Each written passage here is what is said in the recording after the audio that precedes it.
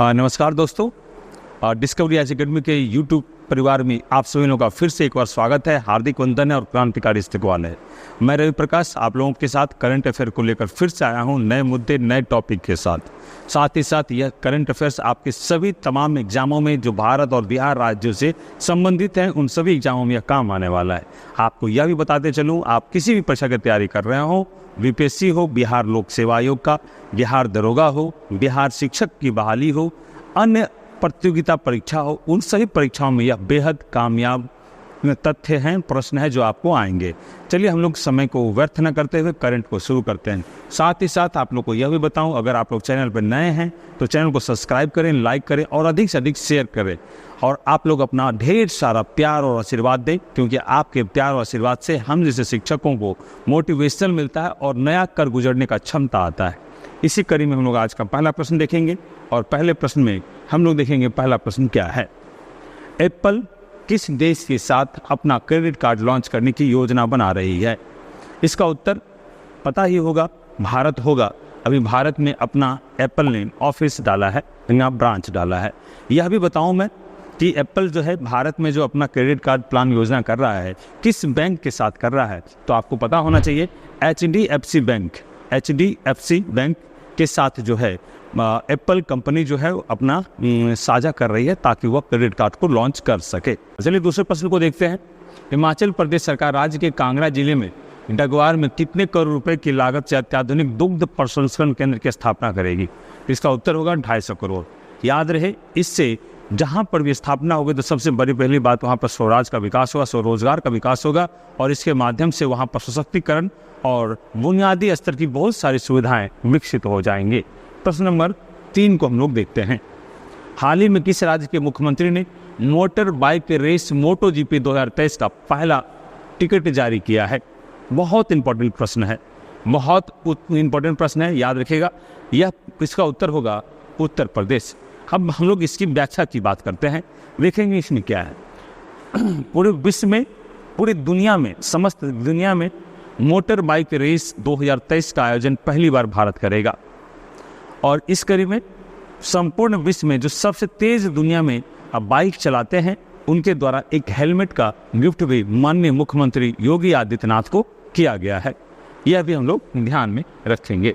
अगला प्रश्न है, हाल ही में किस राज्य की पुलिस द्वारा रात में अकेले यात्रा करने वाली महिलाओं के लिए एक नई योजना का शुरू किया गया है?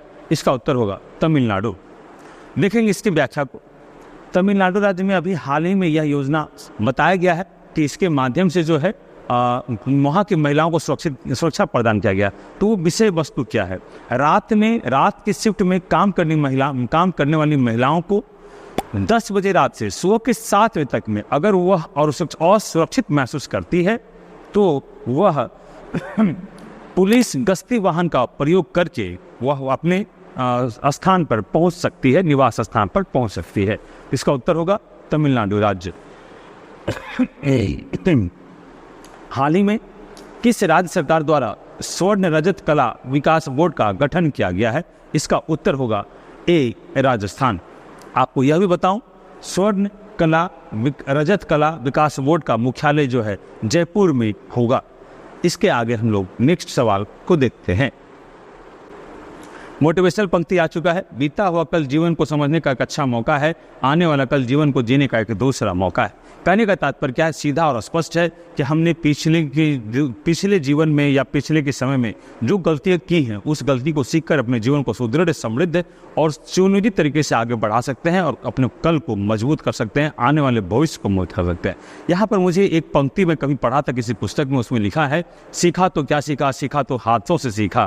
कहने का तात्पर्य है कि हम जब कुछ भी होता है ना उसी हादसों से ही सीखते हैं। अर्थात कुछ करने के बाद जब हम सीखते हैं और उसमें जो नई गति आती है वो हमारे जीवन का एक नया प्रारूप और पूर्ण रूप होता है।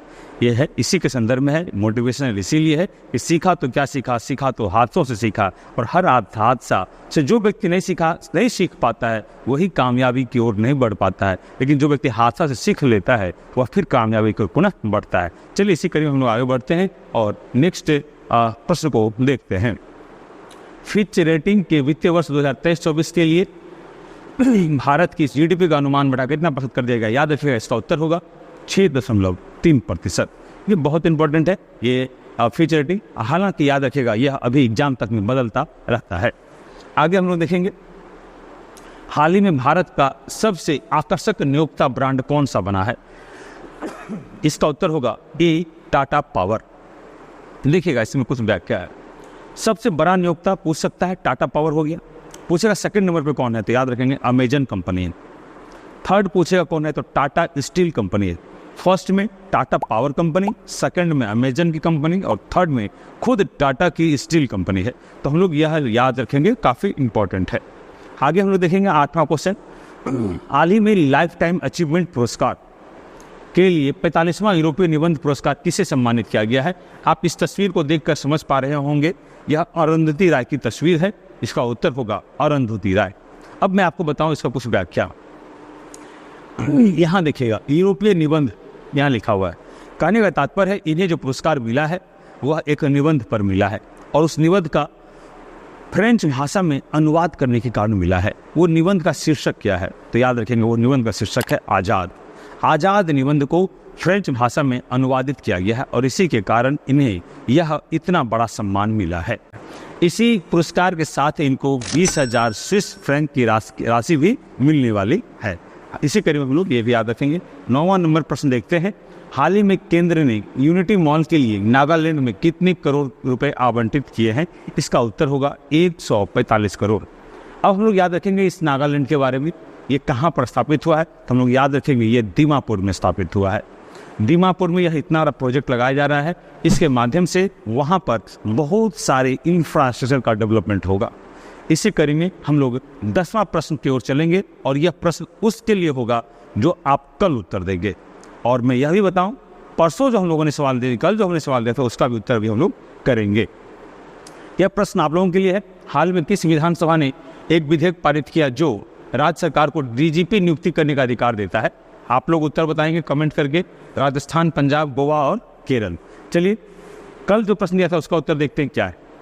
कल जो प्रश्न दिया था, निम्न में से एशियाई चैंपियनशिप में पदक जीतने वाली पहली भारतीय तलवारबाज कौन बनी है, तो याद रखिएगा इसका उत्तर होगा भवानी देवी। चलिए देखते हैं कितने लोगों ने इसका उत्तर दिया है। सही देखिए भवानी देवी ये है। आज तो बहुत लोगों ने, लगभग बोर्ड तो आज भर चुका है। देखिएगा दीपा कुमारी दी है, टाइगर भाई को दिए हैं, केशव कुमार दिए हैं, प्रिंस कुमार दिए हैं, बहुत सभी लोगों को बहुत बहुत धन्यवाद। वर्षा दी है ना, भानु दिए हैं, मनीष कुमार दिए हैं और फिर स्काई स्टडी सेंटर दिए हैं, पिंटू कुमार दिए हैं, स्वराज सिंह है और भानु है, फिर मनीष कुमार है, फिर रत्नेश राज है, निशा देवी है, रुपेश कुमार है, एमडी राही है, फिर इसके बाद नवीन कुमार है, सानु प्रिया है, यादव राज हैं, नीतीश यादव है, राजेश कुमार है, मनीष कुमार है और रोहित पटेल है। बहुत लोगों ने उत्तर दिया है आज। लगभग ये आप लोगों का प्यार दिख रहा है। इसी तरह बहुत सारा ढेर सारा प्यार और आशीर्वाद की मुझे सख्त आवश्यकता है। साथ ही साथ अब एक महत्वपूर्ण जानकारी जो मैं आपसे साझा कर रहा हूँ, इस वीक के लास्ट से यानी मंडे से जो स्टार्ट होने वाली है उससे हमारा सब्जेक्ट का वीडियो आएगा, बहुत ही सुंदर सुदृढ़। ये मैं नहीं कहूँगा मैं बहुत बड़ा जानकार हूँ, बहुत ही ज्ञानी हूँ, लेकिन हिस्ट्री के सब्जेक्ट पर प्राचीन भारत के इतिहास से शुरू हो रहा है। वहाँ पर चैप्टर वाइज क्लास लेक्चर दिया जाएगा। आप लोग उसके लिए प्रिपेयर रहें और साथ में आपको जानकारी मिल जाएगी किस समय यह वीडियो डाला जाएगा। कल आप लोगों को यह बता दिया जाएगा किस समय यह वीडियो डाला जाएगा, अपलोड हो जाएगा। आप लोग इसका ध्यान रखिएगा। साथ ही साथ वीडियो अच्छा लगे तो आप लोग ढेर सारा प्यार और आशीर्वाद दीजिएगा और हम लोग मिलते हैं कल। धन्यवाद।